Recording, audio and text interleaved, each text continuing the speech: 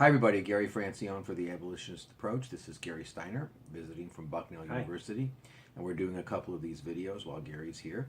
And one of the things that came up this week is that the conservative government in Britain is proposing putting closed-circuit TV cameras in slaughterhouses, and they'll have veterinarians, government veterinarians will be looking at the footage, and this is being celebrated by animal advocates and by others who care about animals as a step forward, something that's going to help animal welfare.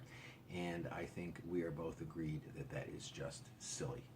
Right. There are so many measures that industrial, large-scale animal agriculture undertakes that they purport to be doing in the name of animal welfare, but often turns out to be in the interest of profit maximization or efficiency. And one always has to ask the question, what is the end result of all of these measures? And if it's the confinement and exploitation and death of non-human animals, it's hard to understand how that actually constitutes any kind of a practical advance. And look, if the animals are slaughtered completely in accordance with regulation, there are no, quote, abuses, end quote, it's a horrific situation.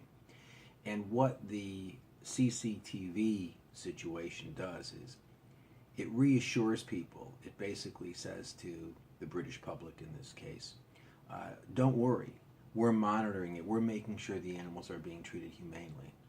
And the answer is, even if there are no violations, even if it's all being done completely in accordance with law, completely in accordance with the regulations, it's horrible. It's a terrible situation. And what we end up doing is reassuring people that it's really all okay, and that just encourages them to continue to eat animals. Right, and it strikes me as comparable to an item that was in the news this past week in the United States about whether or not to be using antibiotics in chicken, and certain companies touting the fact that they don't use any antibiotics, and other companies defending the practice of using antibiotics. But what one has to think about is the fact that you've got thousands and thousands of chickens confined in an ammonia-filled space that they don't have any kind of real freedom or any kind of substantial life of their own. They're slaughtered in a matter of weeks and much earlier than their natural life expectancy would be, all in the name of serving billions of chickens to human beings in the United States every single year.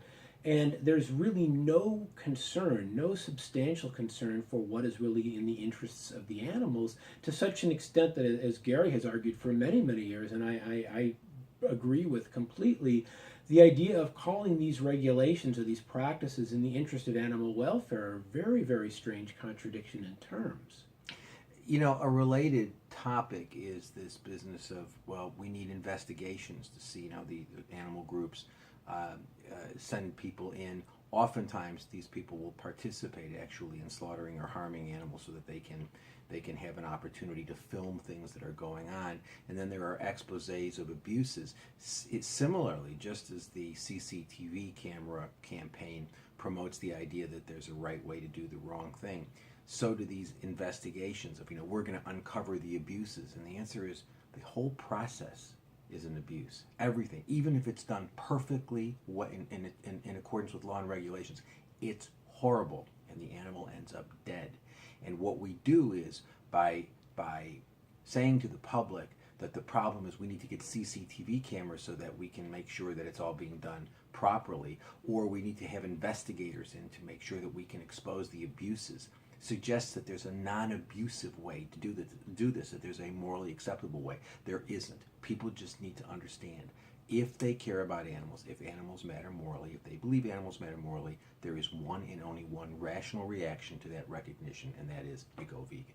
Right. The bottom line in all of this is you have to ask yourself the question, what is the meaning of the expression humane killing? And the answer is it's an incoherent notion from the very, very start.